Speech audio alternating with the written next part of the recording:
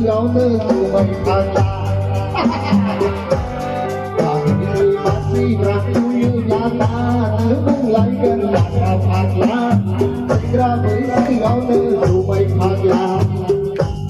tôi xa gờ với thương nghĩ ô nơ mới là lấy bác sĩ ô nơ mới là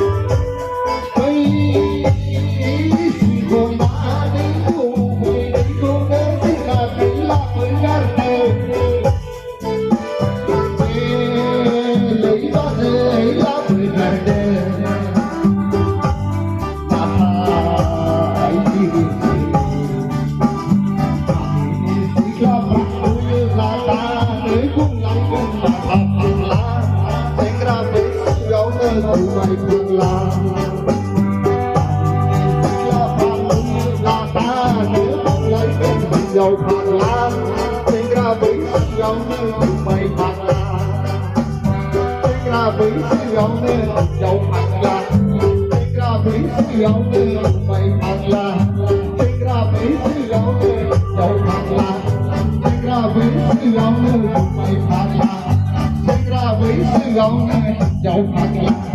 sinh ra với sự áo nơ mây phang la